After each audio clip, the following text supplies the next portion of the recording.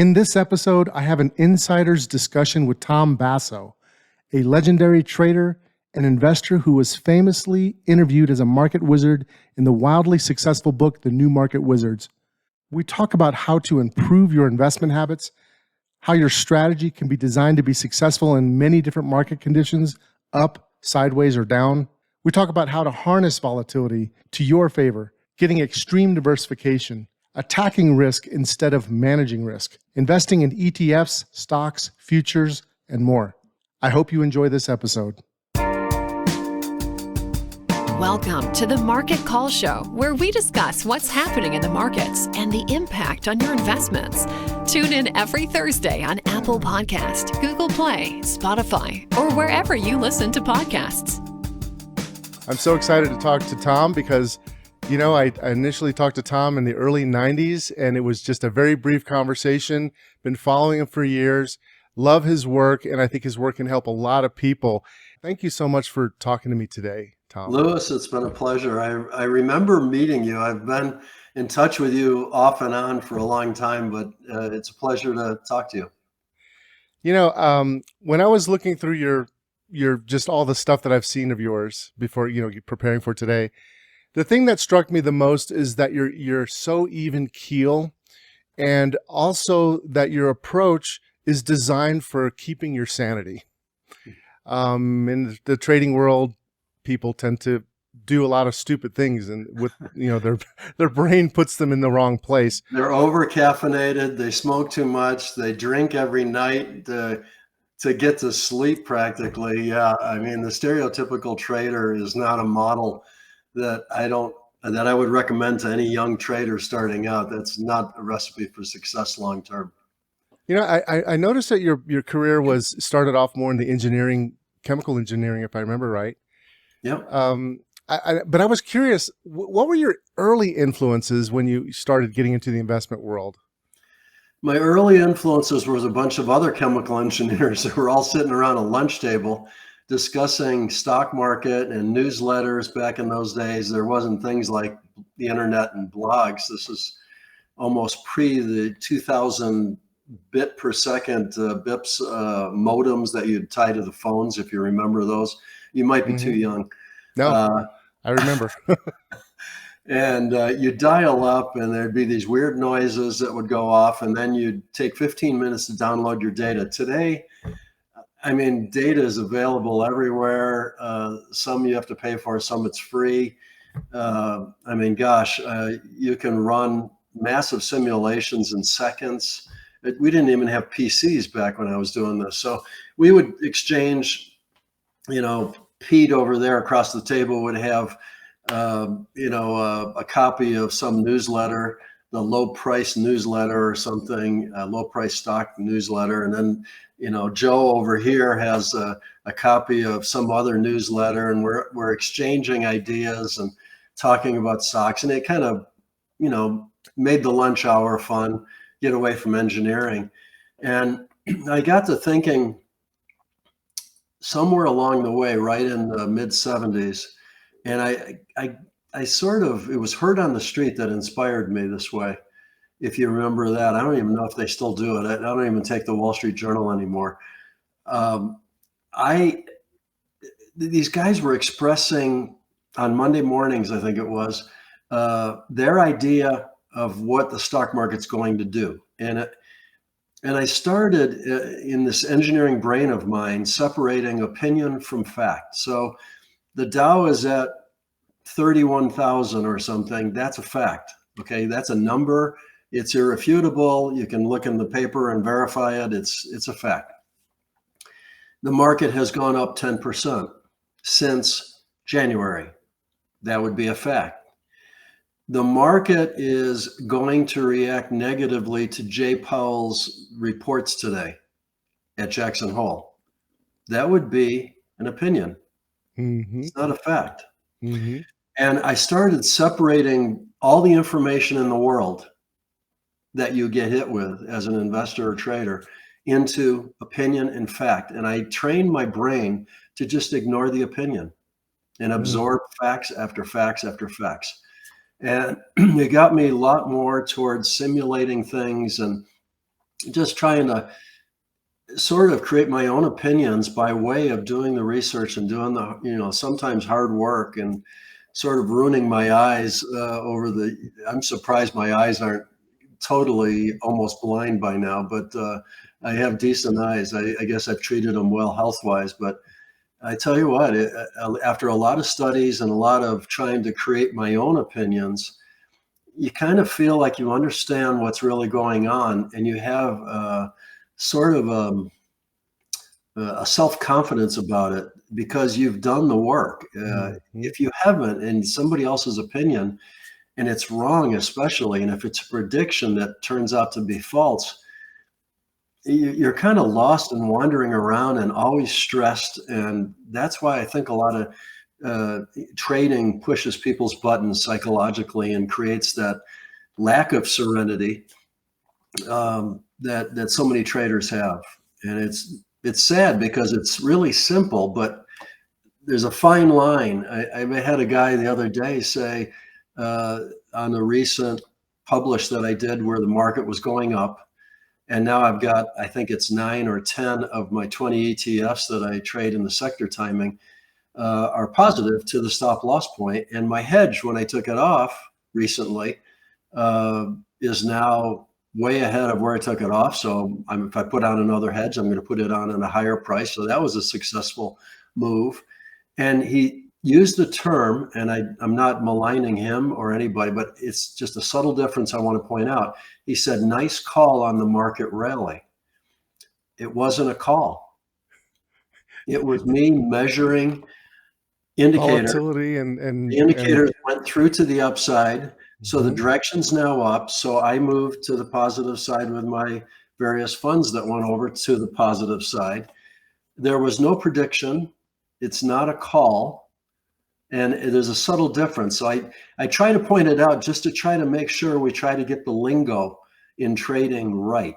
That is so, that opinion versus data. that is a huge thing. Because one of the things I was going to ask you actually was, to what degree does your independent thinking and your own creativity have to do with your process? So I would like to just ask you a little bit about your concept of attacking risk. Okay.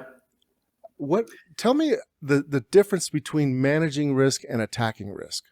Okay, so I pick on my father. He's no longer with us, but back in I guess it would have been the 60s and 70s and going into the 80s, actually. He was a postman, delivered mail to people's houses. I lived in this little Italian oriented village, 10,000 people, called Salve, New York, on the west side of Syracuse. Fun little place to grow up, and a lot of great food. And so he's delivering mail, and he wants to put some money away because he knows he's got 3 kids that may go to college, and my brother is 6'5" and 260, and I'm 6'3" and 205. So I mean, we're big people. We eat a lot, the expenses are up there. So he's trying to save money. He puts it he doesn't like the risk. Some of the other guys at the post office are into the stock market. Oh no, that goes up and down. Can't do that. It's like gambling.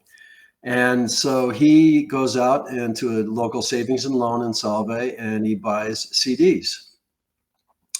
We get to early Reaganomics, and the interest rates are drastically flipped upside down, and the savings and loans just all go belly up. Their mortgages are on long-term low rates, and they're now paying very high rates for the CD money to get the money in so they can loan it out. They're upside down, and they're all bankrupt now. So the FSLAC has to come in and bail everybody out eventually, but they don't have enough money to bail it out. So thank goodness for my father, I guess, Congress stepped in and to the tune of hundreds of billions of dollars bailed out the savings and loan industry and made my father, the poor little, the postman trying to save for his family, whole again, along with millions and millions of other people. So let's examine that risk. He tried to avoid risk, and yet risk found him anyway. He didn't identify properly the fact that there was interest rate risk and institutional risk with those savings and loans. And I think a lot of people tend to do that. They they hire the financial planner, they buy the annuity, they do this, whatever, whatever they're trying to do, they try to hide from risk. I'm conservative. I don't want something risky. But in fact, and at the same time they do that, they look at me trading like 26 futures markets and they think I'm a nut job.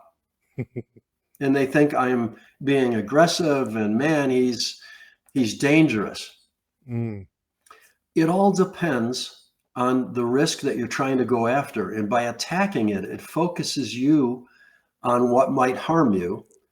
And by doing something proactive against it, you're in more control over what's going on. To sit back and not do anything allows risk to come find you on its terms. Mm. And so I find it a lot easier to, if it's positive risk, the risk of making money, attack it and try to make money. If it's risk of losing money, attack it and try to prevent that from happening. So it's a proactive go against risk, either take it on or push it away, but try to do something proactively. And it settles my mind down because I feel like I know what I'm trying to do. I know what the risks are, and the risks still find their way through my my attacking every now and again. But on balance, day after day, doing a lot of things to attack risk seems to have a more benefit, at least to my psyche, because I'm doing something about it.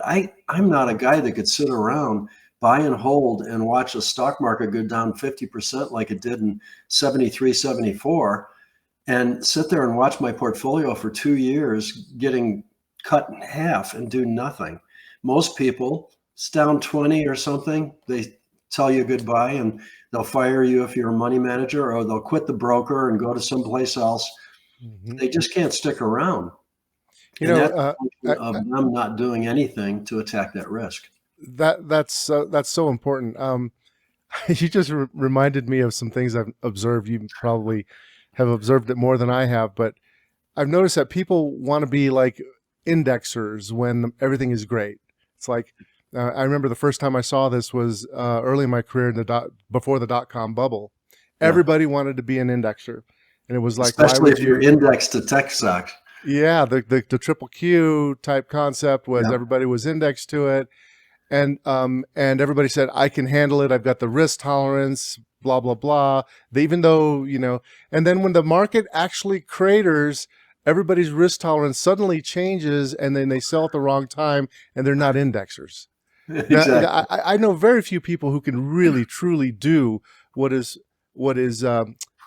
I guess promoted by the indexing regimes out there, or index industry. Yeah. And what you do is something that is more rational, and I think a lot of it has to do with your benefit from not only your buy and sell engine. I know you want to get into that, but if you don't mind, can we talk a little bit about extreme diversification first? Okay. Extreme diversification is something that when I started out in the industry back in 74, I started managing my own portfolio. I finally managed other people's officially in 1980. So I've been doing this a lot of years, a lot of decades now. And the extreme diversification back in those days when I started out was trying to buy stocks in Japan or Europe. You bought US stocks, and then you'd get some international diversification. You'd get some currency diversification by doing that. And it seemed to help diversify your portfolio. And in addition to that, if you looked at the New York Stock Exchange and the OTCs and all that stuff, there was a good amount of diversification between small cap and large cap and all that. Fast forward, 1980s PCs come in. I buy my first PC. A couple years later, the IBM AT came in. I bought one of those. Start programming with reckless abandon. And so does everybody else, though. And what ends up happening to the world is the world gets a lot faster and the world gets a lot smaller. So if the Dow Jones is up 5%, chances are if you own a stock portfolio, almost no matter what you own, you're going to be up 4.5, 5.5, 6, 4. You're going to be up. there's going to be a high correlation between what the indexes do and what your portfolio does, even if you don't even own a single stock that's in the in the index. And likewise, if you happen to be in Japan or UK or wherever, Germany, you're going to find there's a tendency for your portfolio to move the same way as that Dow Jones Industrials. So there's a high correlation, extremely high, and it's been increasing for decades now, to the point where if you just have a stock portfolio or just own an ETF or a mutual fund, and then you buy something that looks a little different, it turns out it's not as much difference as you think.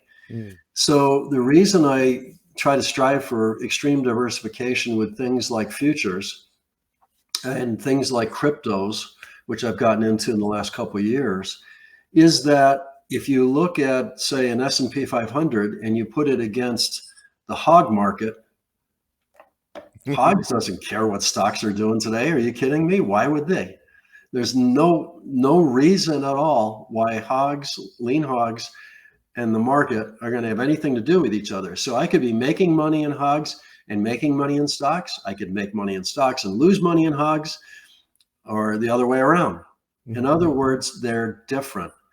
And if you start adding in things like the Japanese yen and corn and crude oil and all sorts of other things, natural gas, unleaded gas, there's lots of different markets that are very liquid and can move, millions of dollars through it.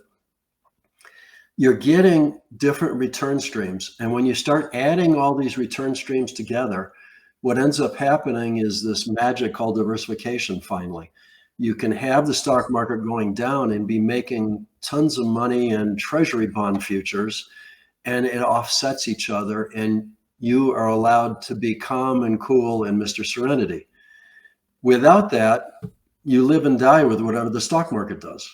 And I think that's where extreme diversification is so helpful, and including people's houses. That's real estate. Real estate could go through here. I mean, we had a bubble here in Arizona, and my wife, the real estate expert of the family, has been tracking the Scottsdale real estate prices, and she's starting to see time on market go up, asking prices coming down, price per square footage coming down, all the different indications that it's starting to cave in. I think by the fall, I know this is a prediction and I hate to predict, but I almost can't understand how it would ever turn and go up again. It's going to have a rough period here, and I don't know how long it'll last. I don't know how deep it'll go, but it clearly is trending lower now. But having real estate in your portfolio doesn't have a whole lot to do with what corn is doing. Tom, whenever you look at facts and they really refute the common wisdom, you always get pushback. I did a presentation on the Money Show talking about how inflation is likely to probably continue to go up. And the facts are just like really clear, and a lot of people know it. But there's just this sense of people wanting to resist what has been in the past. And in order to be a good Serenity type investor, you have to be able to let go of that, right? Yeah. I mean, the world is, I kind of feel like I'm watching some kind of a movie and I'm in every scene.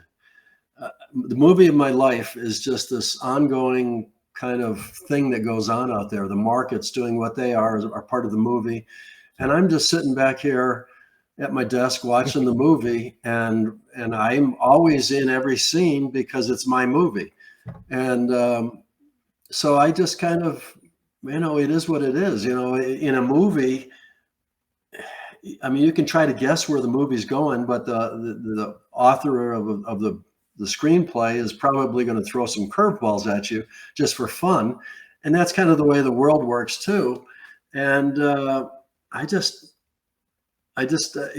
try not to get emotionally attached to anything. You just try to sort of, watch it and say, okay, well, that's caving in, and this over here is not looking good. And it's a detachment almost. You somehow detach yourself detaching from it. And just looking at the numbers and then making your decision logically based on that. It just makes so much sense to me, and not really being married to that, but just observing what happens after you make that decision. And if that decision turns out the market starts going against you or whatever, you stop out, you reverse and go the other way. You Right. don't care.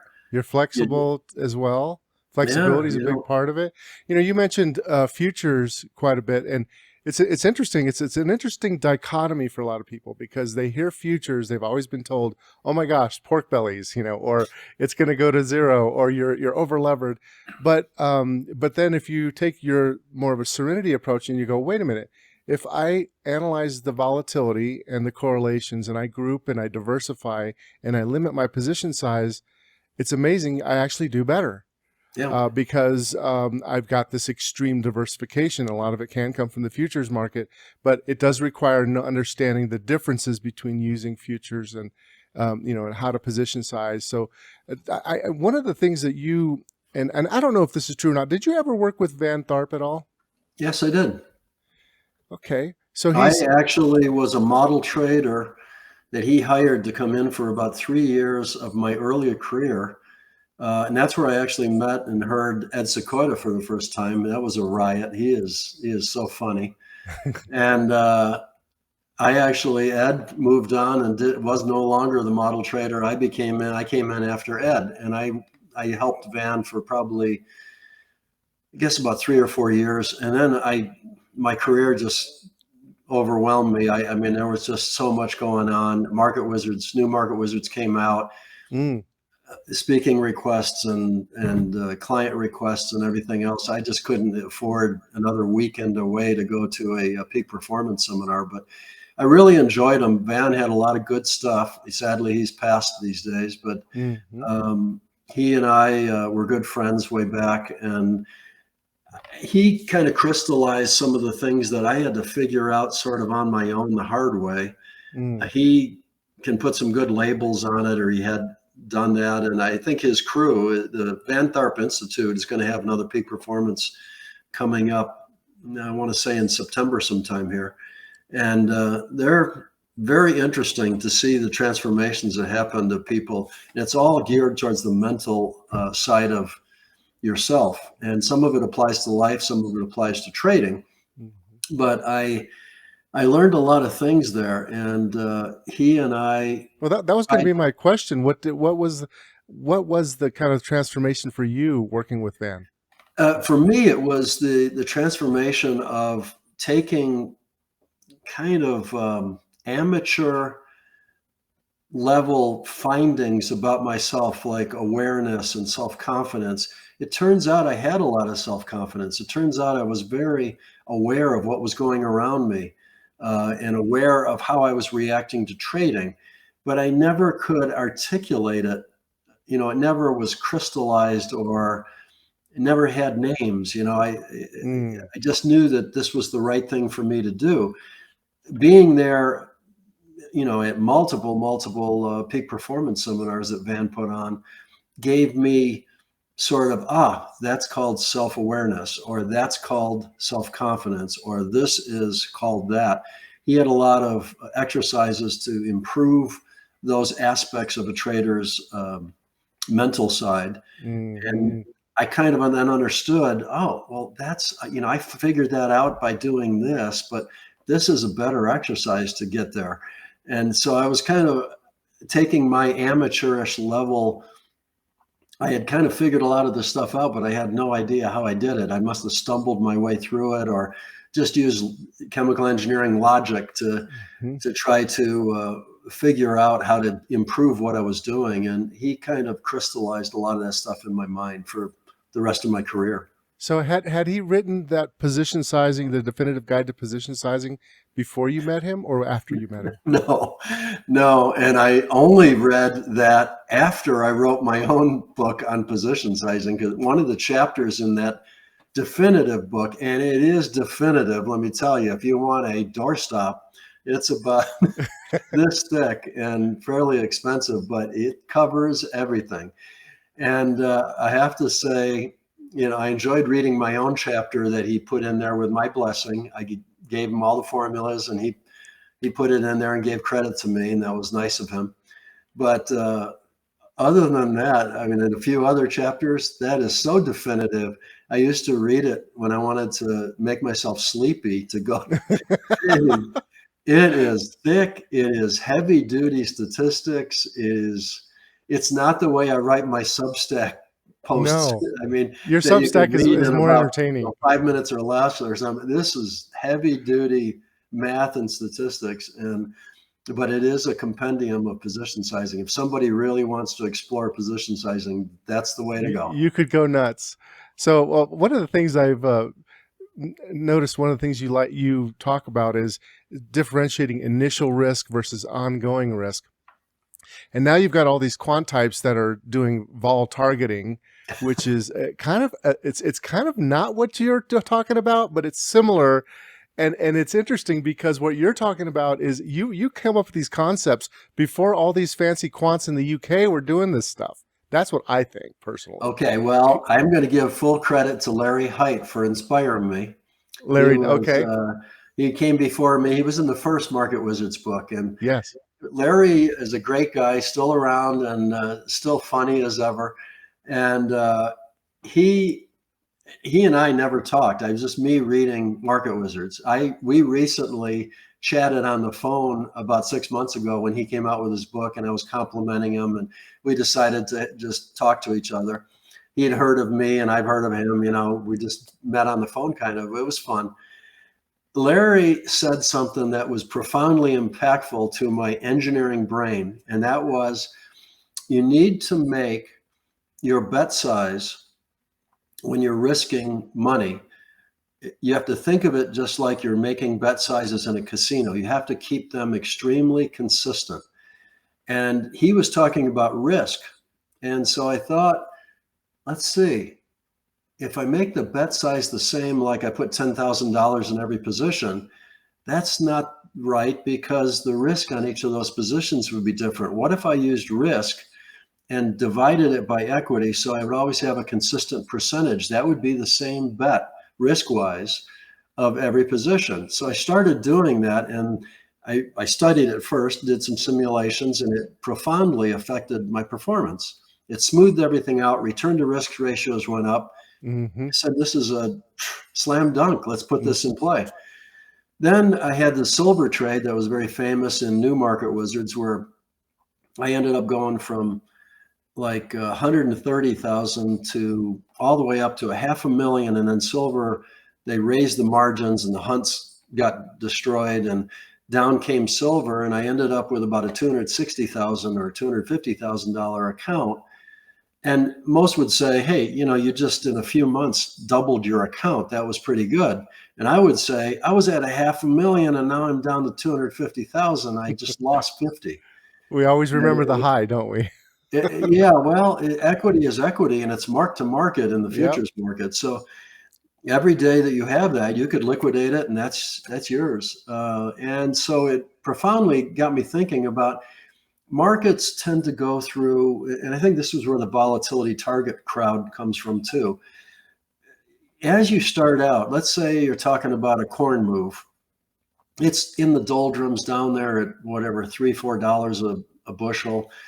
And nobody cares. Nobody's trading it. The farmers are hedging their crops. The purchasers are hedging their purchases, and it's no big deal. It breaks out.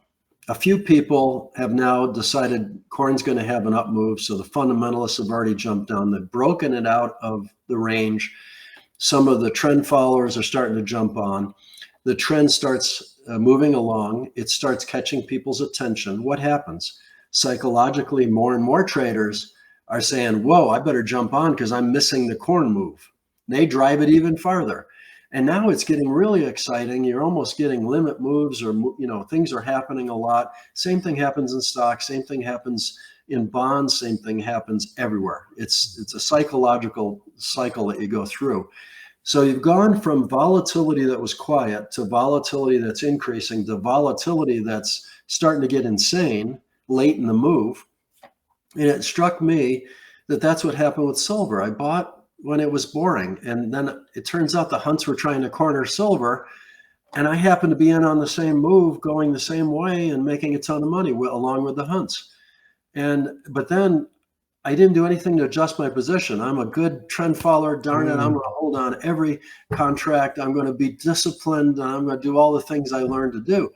So I had to put myself through this psychological beating to try to hold on to that position all the way to when it finally stopped me out. And I ended up at a, nice 100% return, but losing 50% from the high. And it struck me that, what I'm doing over here with risk as a percent of equity, I could do with volatility as a percent of equity. Why don't I do that? Let's test it. So I went and simulated it. And son of a gun, what happens? When you start out, volatility has little to do with sizing your position. Risk, more often than not, about 80, I want to say the statistics were like 80, 85% of the time, risk set your position size. But late in a rally, even if you move the stops up, the volatility gets so insane that volatility starts setting your position size late in the emotional froth that happens. So the ongoing was an attempt to say, I can't really keep my risk and volatility exactly the same, because if you buy at 1% of equity volatility, you got to give it some room to make you money. The stops may not move as fast as the market will move. So what you do is you say you have 0.5% of equity is going to be this one position. Maybe 1% or 1.2% is where you would say, that's the maximum I want that position to ever be, because I don't want to have it dominating my portfolio.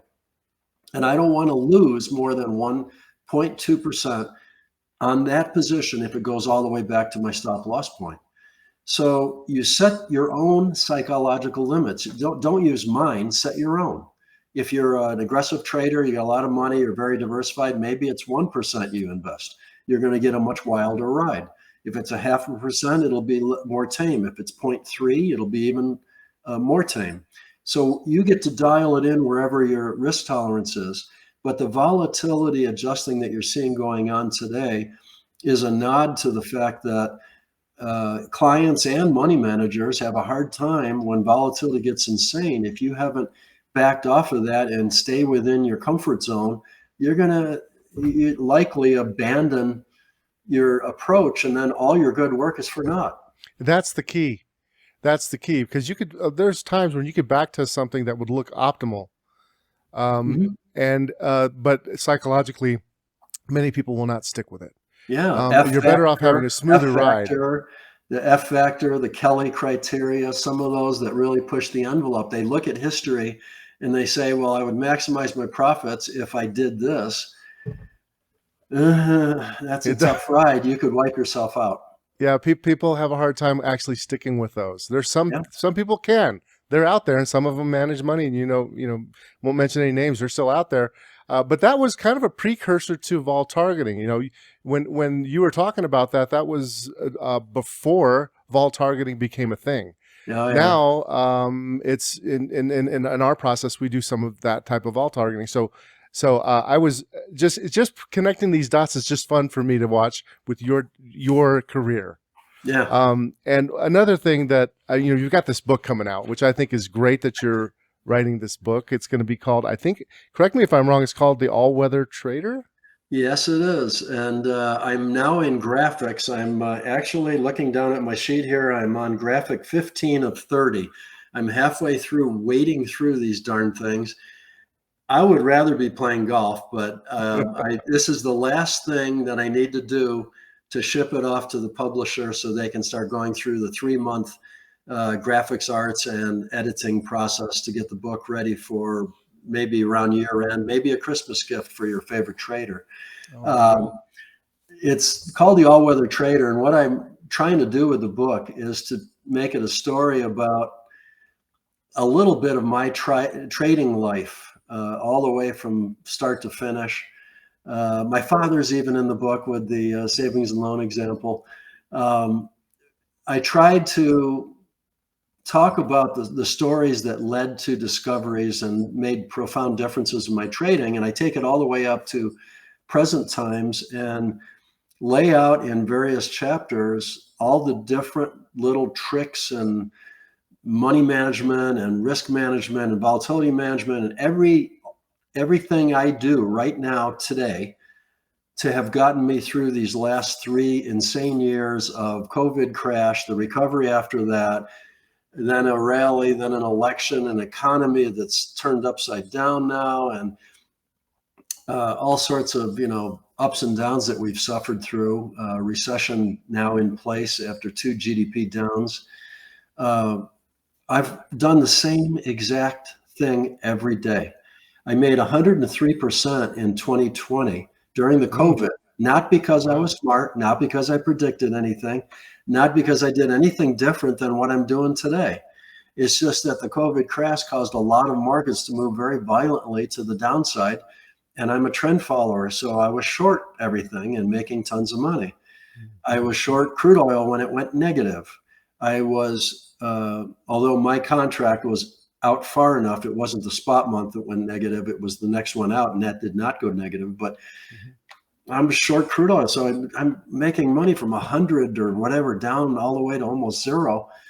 And then it turns around and the economy goes the other way, and there's all these PPPs and infusion into the money, the deficit spending and all that, which I was not a fan of, but it happened. The stock market goes crazy. What you look at Twitter then, what's everybody saying? Well, we got to make sure there's a test of the bottom before we can be sure that this is not a bear market rally.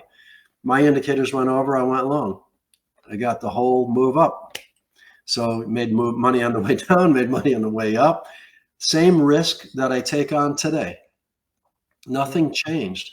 And that's the key to, I guess, being Mr. Serenity is every day for me, whether I'm, losing 1% or making 1%, I'm doing the same process every afternoon, same indicators, same markets. It's almost, there's sometimes I liken it to taking a mini SAT exam, SAT exam. I go into this focus, I get through it, and then I'm done. And then I'm done. And I'm done for 24 hours. I don't need to be there for 24 hours. Everything else is stop losses and stop buys. And that to me is good trading. When you get it down, reduce, understand what you're doing. You understand the good and the bad of it. You've taken care of up markets, down markets, and sideways markets. So you feel prepared. You've got backups for internet, electricity, computers, everything, monitors. I've got backup monitors. If my monitor fails, I can put another monitor in place. Those types of things give you that ease of mind because the peace of mind because you're prepared for just about whatever world throws at you. Yeah, and that's where I'm at. Yeah, that's incredible. I think for a lot of people think that maybe it's kind of a daunting task, but in reality, once you get the hang of it, it's really not that bad. One of the questions I had for you was had to do with selecting your portfolio, your universe, because correct me if I'm wrong. Back earlier, you used to actually put individual stocks in your portfolios. Is that correct? You no longer do that now. Is that correct? I haven't done it in about 4 or 5 years now. ETFs came into being, and you could get sector ETFs. I don't even know how many ETFs there are out there now. But I thought to myself, back when I was managing 600 million, and you can take a large portfolio and diversify it over 20, 30 stocks, and the world was a little less, I guess, computerized and instant trading and all the flash trading that goes on. I guess I felt like there was more of an ability to diversify by being an individual issue. What I'm finding more and more, and you can see this on the morning news, I like Stuart Varney. I met him a long time ago back at a conference in New York. He wouldn't remember me, but he's a guy that I love his British accent. I think he's spot on so many things economically. He'll start out in the morning and he'll say, well, let's look at the tech stocks. And it's like Meta is down 4%, and Twitter's down 3.7%, and Amazon's down whatever, 2%. And you look at these and you realize I'm seeing numbers that are in the multiple percents on open, not even traded for an hour. It's just on open. And they're all going the same way. And then you get these things like Musk coming in and buying Twitter or not buying Twitter, and now there's lawsuits, and you get these moves of some stocks 15, 20%. And I think that's hard risk to mitigate because it's just news risk. And unless you just buy 100 stocks, That's exactly right. or 200 stocks, Yeah, you have to get add that more risk down, risk you're going to units. get hit with some risk. If you're doing 10 stocks in your portfolio and one of them goes down by 20%, you're having a bad day. Mhm. So I started thinking about it, and I thought, these ETFs, the SPY, Standard & Poor's 500, trades a couple 100 million shares a day by itself. I remember coming out of college when 10 million shares on the New York Stock Exchange was cause for popping the champagne and celebrating how much volume there was that day on the exchange. And now we have SPYs that do 20 times that amount.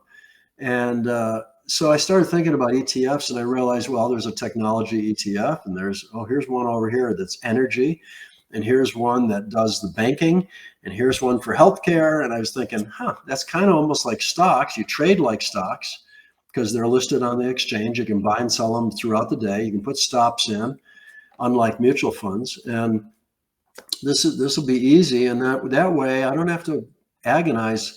I can do 20 ETFs in my portfolio, and I'm extremely diversified, and I can hedge it with an S&P 500 because when I do 20 different ETFs, that's very, very diversified, and the S&P 500 is very diversified. So that kind of marries up pretty well, and life is easy. I'm retired. I'm not supposed to agonize over this stuff. Yeah, that makes a lot of sense. That's why I do it. When I first got in the business, there was a lot less of these pothole stock moves. They still existed, but they happen more now. And the daily volatility, can be outrageous with individual stocks. So you have to add more risk units to have the same effect. But then you dilute some of your return potential. Exactly. But you do have less correlation across individual stocks, or you can construct it to where it's less correlation. So it's kind of a tough one. So I do both, by the way. Okay.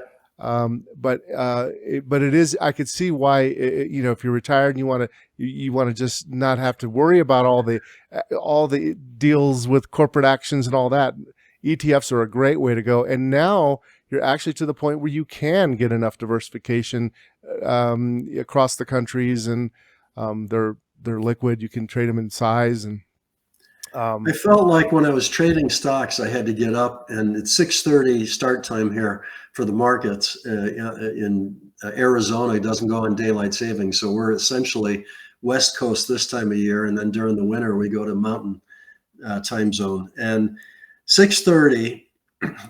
What happened this morning is typical. I wake up about 6. I ended up getting a couple cups of coffee for my wife and decaf for me. And we stayed in bed, and I saw what the futures market was doing, and I read some news, and I answered an email or two, and just relaxed. I had breakfast. This is 8 o'clock, this interview that you're doing in my time zone, 9 o'clock in yours. I got in here to the office at about 7:45, and in 15 minutes set up the things I needed to do the interview. And that's a nice, peaceful day. mm-hmm. I don't want to come down here at 6:15 and be dressed and ready to go and then hit the opening of the market and worry about what my stocks are doing. That's just not, that doesn't fit my retirement lifestyle. So and the difference in the performance. I mean, you technically, theoretically could do better with individual stocks, theoretically, but it's a lot of work. So, but with the ETF, so one of the things that I love about what you do is you have this hedging strategy. And I was curious, are you hedging fully or are you partially hedging? Or do you scale hedge? I'm hedging the long exposure. So that changes all the time. Say right now I'm 100% on 20 sectors. All of them are in an upswing. Every single one. And I tried to pick as much diversification as I can, and they all went over at different times. I have timing signals for each one of them, but they're all 100% now. So this rally has gotten to be pretty real, no matter whether people think we're in a bear market or not, and this is a bull trap. It very well may be. I'm not predicting, but I can tell you that I'm fully invested because the indicators say that that's what I need to do. and I've got my stops. I'm moving them up every day and all that.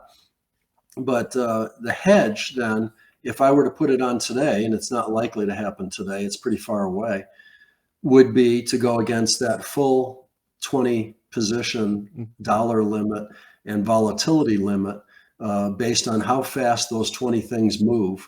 That's how I'd size that position to match it, basically to take me out of the market and to take a hedge to the downside on the, in my case, I use the ES futures. It's just a convenient vehicle for me to get that exposure the other way. And then on the long side, I've got those ETFs. Now, what's really going to happen probably sooner or later, I have no idea when, we'll go from 20 to 19 to 18 to 17. I'll start selling out of some of those ETFs. Cash gets raised. The hedge signal is going to go over to the downside. I may only have 10 ETFs left. So my hedges will be sized to deal with the 10 that I still have long.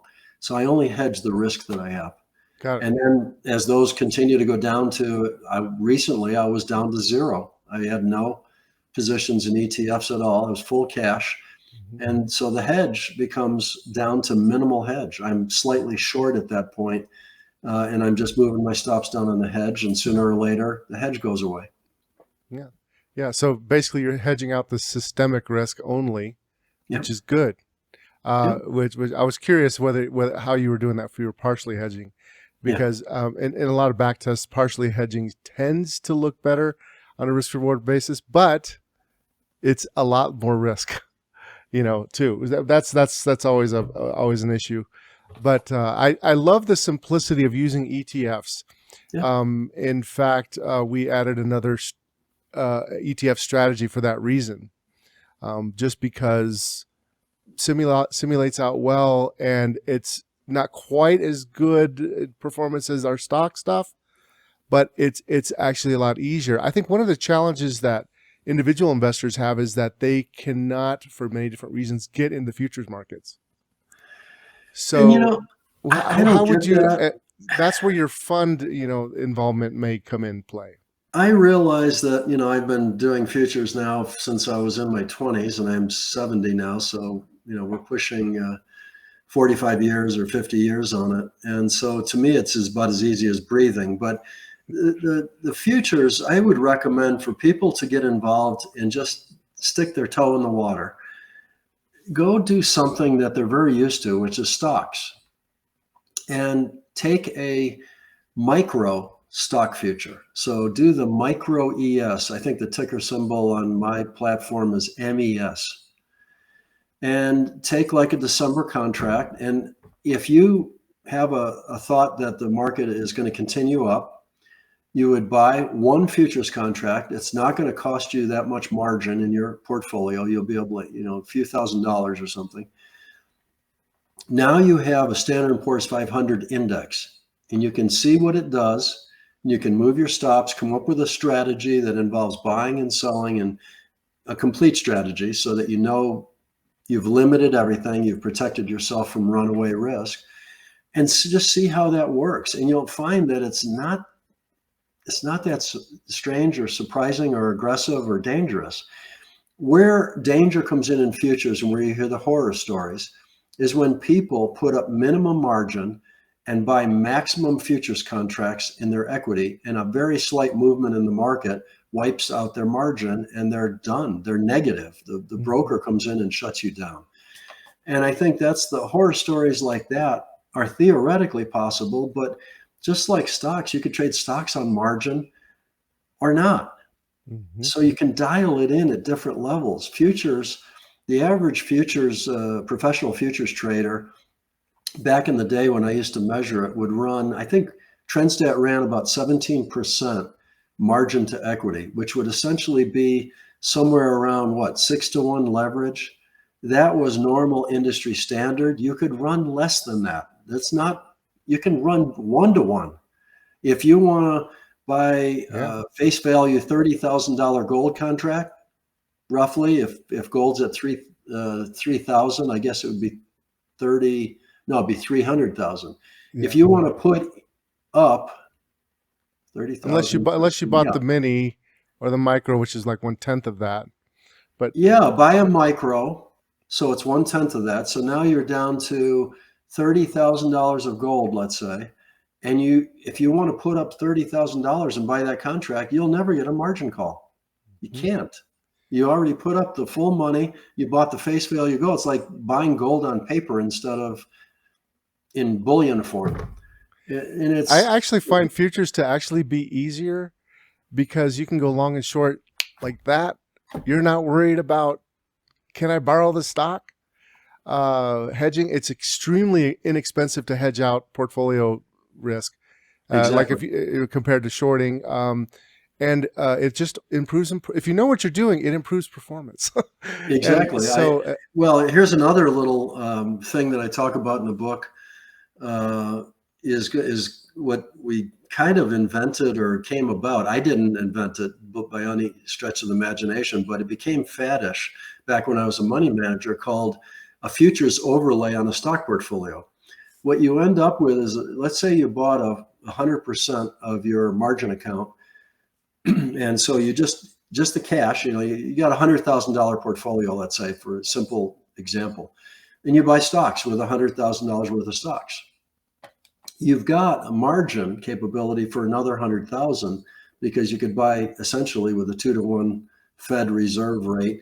On margin, you can go up to $200,000 in stocks, but you could just as easily take some of that extra cash, maybe 15% of it, and go trade a futures portfolio that's diversified right in the same account, side by side, and use that extra equity to do true extreme diversification that ends up helping the overall portfolio, leveraging it slightly, but also reducing the risk. So you get this nice little bump in your performance, a reduction in your risk, an increase in your return to risk ratios.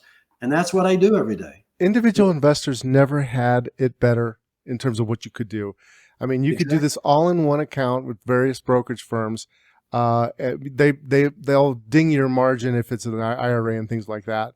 But you could definitely put it all together. It used to be a lot harder. You'd have to go to another account, then you'd have to kind of try to match it up. Now wiring you just money all over the place. Yeah, I mean, now it's so easy for individual investors. We are so lucky to have this now. And in the US, in places like, I believe, if I'm right, the EU has banned the trading of SPY, which we trade 200 million shares a day. Oh, I didn't know that. Wow. I don't think you can do SPY transactions. Somebody told me on Twitter, when I talked about SPY, they said, man, we can't do that here.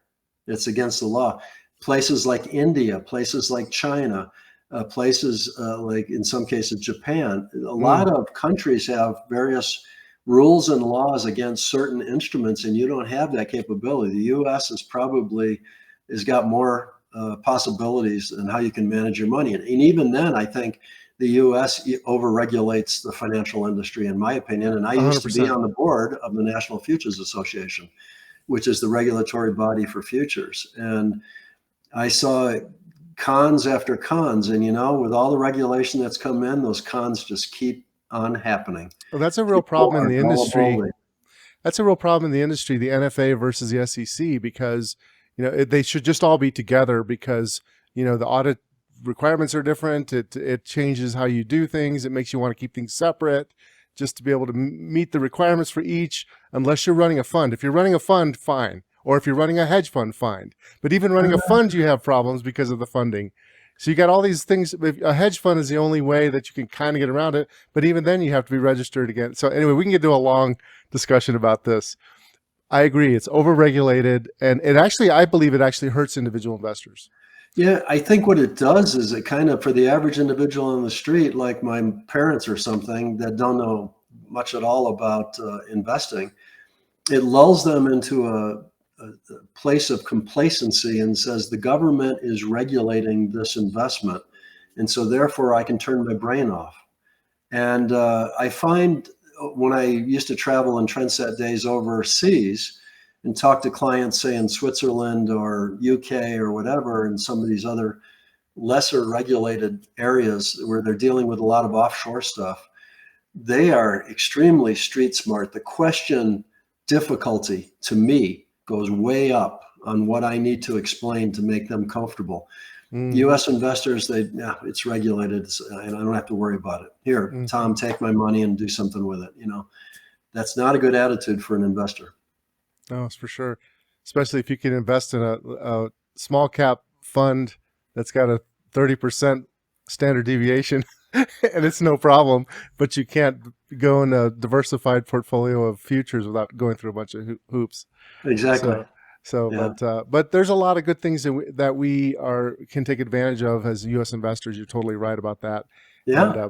And I think what I like about what you're doing is this can empower individual investors who want to do it themselves. Correct. And it also can open the eyes of investors who hire other money managers to work with money managers that are doing this type of thing, because although it's not something that you can hear in the mainstream, it is something that has been going on for years and years and years. And it could really help a lot of people, especially if let's say we get into a big inflationary environment where rates are going up and volatility starts increasing, and we have all these other problems like the 70s or something, like that. Well, if you don't have these tools in your toolkit, you can't fill those potholes in your portfolio effectively. I love that graph, and I hope you put that graph in the book. Yeah, I did. And I give full credit to Llanes Bensdorp, who's a very interesting Dutch fellow who speaks 6 languages. And he and I do seminars, whenever we both can get on each other's calendars. We're going to do one, I guess it's October 7th and 8th in Las Vegas. And we've got a waiting list to get into the thing now. Nice. And he uses the term filling the potholes. And as soon as I heard it, I smiled and I said, perfect. I can see the graph now. There's the graph and there's the little drawdowns, and we're going to fill them. And perfect. So I stole that from him. I give him full credit. Well, you've got a great website, Enjoy the Ride. We'll put that in the show notes. Enjoy the Ride World. Yeah, because .com was taken. Okay, so we're going to get that in the show notes. And where else could we send people if want to learn more about you? I think I'm on just about every social media.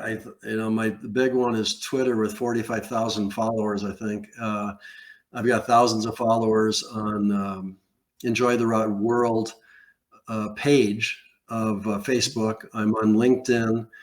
I'm on MeWe, Parler, Truth Social, Getter, Telegram, and Instagram. Although Instagram is probably my least favorite, because it sort of requires it's kind of a photo oriented sharing thing, and there's some posts I make that are just a comment on something, and I don't have a photo to go with it, and it's like Instagram doesn't know what to do with that, and so I don't do a lot on Instagram, but I do have an Instagram account.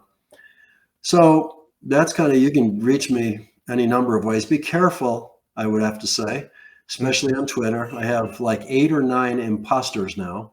Wow. That seem to want to try to scam my followers with crypto schemes and whatever. So, or selling courses. Yeah. Do you know Rob Carver? Rob Carver, former AHL manager out of the UK. I interviewed him a few weeks ago, and he had the same problem. People are scamming, they're trying to sell, courses and stuff in his name.